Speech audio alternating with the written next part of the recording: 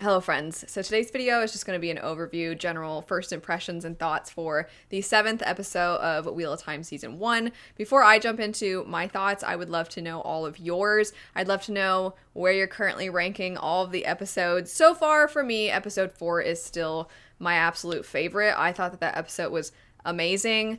This particular one, what I've been doing when I go through the episodes is I have notes that I take kind of as I'm watching, and then I go through them with all of you, kind of like a chit chat with friends. But I don't have a lot of specific thoughts this time around.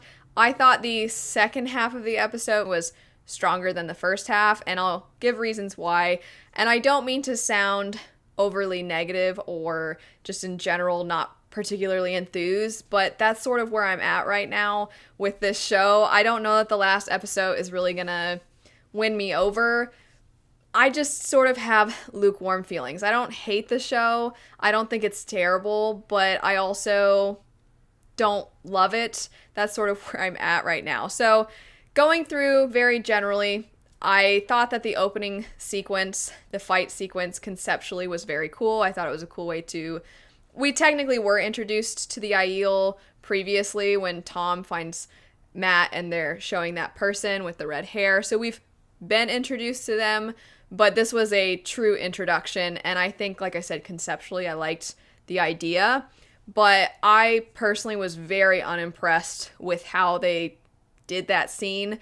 I grew up watching Jackie Chan and Jet Li movies that have some of the best fight choreography a person can ask for, and I didn't feel like... I mean, I don't expect every single fight scene to be on that level, but we have seen things in Witcher or Daredevil or other pretty modern adaptations and streaming service shows that get really good fight choreography. And in this particular case, because this opening scene did not require any of our main cast members, I just felt like this would have been a really cool opportunity to have people who are incredible at fight choreography doing the fight choreography. And to me, they had so many different camera angles turning, and the reaction time seemed a little funny. I just didn't think it was, like I said, conceptually it was really cool, but execution, I'm not impressed. It reminded me a little bit of, for those of you that watch Honest Trailers, how they constantly make fun of that part in Taken where Liam Neeson is jumping the fence and how they have to keep going to different camera angles so that it looks really fast and impressive, when that's a kind of trick with the cameras. That's what it felt like to me. And I hope for future seasons, if we're getting more Aiel and more of those kinds of fight scenes, I hope that the fight choreography and the way it's filmed is done a little bit different. And then we go back to our main cast as they're going through the Waygate. Now they're there, they're in it. And I mean, I understand that apparently, at least from what I've heard, they had to reshoot certain things because of the actor change for Matt. So I think they handled it as best they could, and I thought the main characters all reacted realistically. I mean, none of them wanted to keep going without Matt, but also they couldn't really go back, so they didn't have much of a choice. But I just think that this part needed to happen to get our characters from point A to point B quickly, because we only have one more episode after this. I'm personally glad that the time that they spent there wasn't all that long, because I was worried that this entire episode was going to be focused on them in there. And I'm like, I don't really feel like we have time for this. So I'm glad that it didn't last too long, and then kind of jumping ahead a little bit. But I did like the way that they showed what looked like Egwene channeling, but then you find out Rand was involved. I do like the way that they went about that. And again, jumping ahead a little bit, I know some of my friends and I kept wondering why they didn't show Rand's father saying everything when he was bringing him down after the Trollocs attacked the two rivers.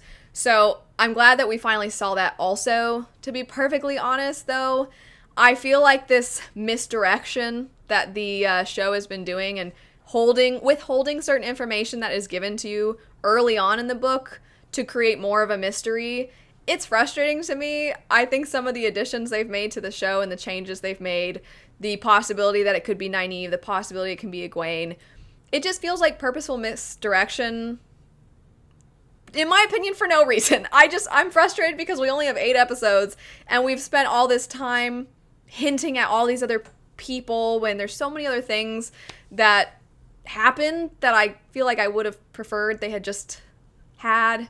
That's all. I don't even love the books. I just feel like there's only so much time. We only have 8 episodes, and I'm glad that they're finally like, hey, it's Rand. But I still feel like this misdirection that they've been giving us, I don't understand the purpose of it. Which does bring me around to Min. So we finally get Min. I don't mind that the show has changed certain characters' personalities. I think she's one of the least like her characters from the books, because that's not really, in my opinion, how Min is, but ultimately it doesn't really matter. I mean, I don't want to say too much because I don't want to reveal to non-readers or people who are unfamiliar with the original work. I don't want to reveal things that she said that are kind of like wink wink to people that know what happens. But she does say some stuff, and I'm like, okay, I appreciate these nods, to people that do know, and then if you don't know, you can't really tell, is she being serious? Is she just kind of being playful? This episode, though, I do appreciate that we finally got to see more interactions between our main characters. I know my husband and I, when we were watching the scene where they're all deciding whether or not they should go the following day, whether they should risk it, and the drama between the characters, in my opinion, was so forced and strange. And I was like, what is happening? We're all wondering if we should die. And then we're like, but does Perrin have a thing for Egwene? And I was like, what are we watching right now? And then my husband was like, well, at least we get to see these actors act, because they've hardly been in their own show. So mixed feelings about that scene. But I thought the whole Perrin possibly liking Egwene thing came out of... It was silly to me. I didn't like the drama of it. And I knew as soon as they brought up that Matt left, I'm like, Rand's gonna be like, well, you would know, wouldn't you, Egwene? And then he said it. I said it right before he said it. And I'm like, of course. And I liked that Perrin is a nice guy who's like, hey, what the heck? I don't need to be in love with her to recognize that that's a really rude thing to say to her. But anywho, we get more character moments. We get Nynaeve and Lan, which I liked Lan going back to these people that are like family to him, and him and Nynaeve, we're seeing their relationship blossom some more and things like that. So we get these character moments, but I almost, again, I'm so sorry to be kind of overly negative, but it almost feels like we're a little late. I wish, not saying we needed to see Nynaeve and Lan hooking up earlier. I'm not saying that. I just mean, I wish we had gotten more character moments earlier, or that we had more episodes, which I know is a really unfair thing, because I'm like, can you just throw a few more millions of dollars at the show, please, just to like maybe add a little more. I get that that's an unfair request, but I feel like I liked the Warder episode 5, but I do agree with a lot of people that we spent a lot of time with that and not really with some of our main characters. And then episode 6, we spent a lot of time in the tower, which is good because then we're seeing the Aes Sedai, but it almost feels like we have one episode for one character, or one episode for one world building thing at a time. And which is why I've always said I feel like this is a very difficult thing to adapt, and I just don't feel like we've had enough time. I do like that we get this kind of, I pronounce it Paden Fane. I do like that we get some Paden Fane.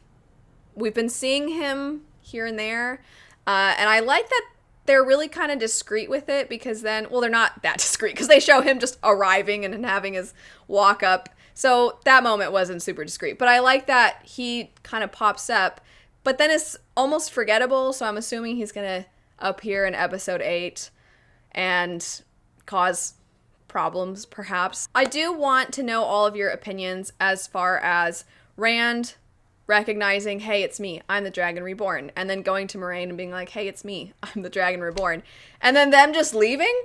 I guess what confused me, and maybe they'll explain it in the next episode, and I shouldn't use the word confuse, I just mean it's an interesting choice, perhaps not one I would have made, but what do I know? I'm not in charge of any shows, and I shouldn't be, because I'm clueless. But I just feel like because the show told us it could be any of them, that what reason does Moraine have to just go with it? If he's like, it's me, and she's like, oh, thanks. I'm glad that you recognize that. Let's go now.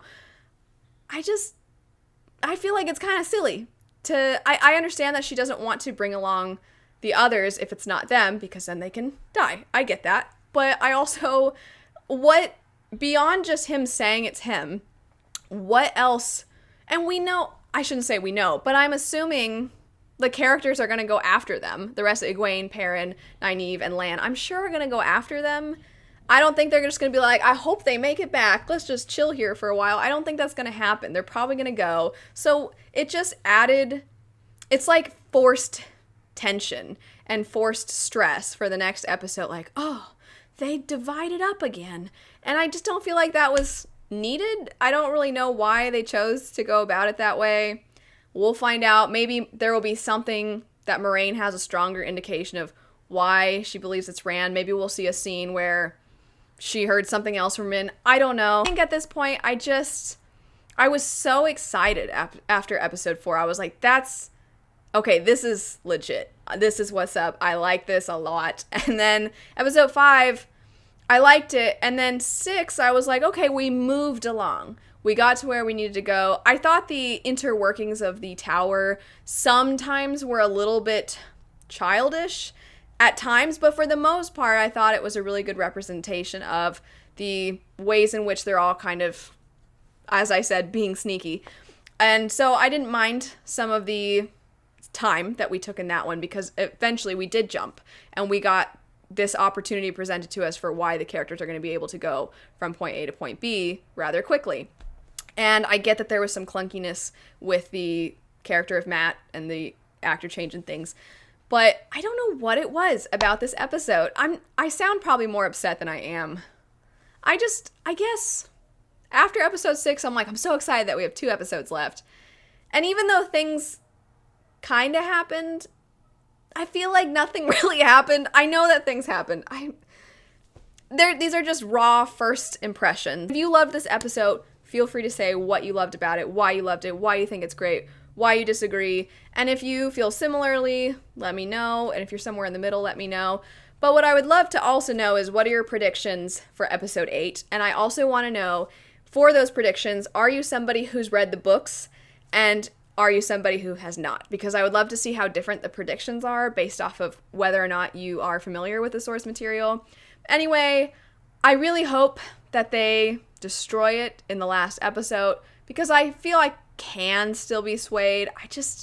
I felt kind of okay about the last episode, and then I felt that way kind of about this one, and that's not really what I wanted to feel one episode away from the end. So maybe the end will be amazing, and maybe I'll love that one. But anyway, like I said, let me know your thoughts. I'll have my videos for the other episodes linked down below. I'll see you all for the last episode of the season. Thanks so much for watching, and I hope you have a great rest of your day. Bye.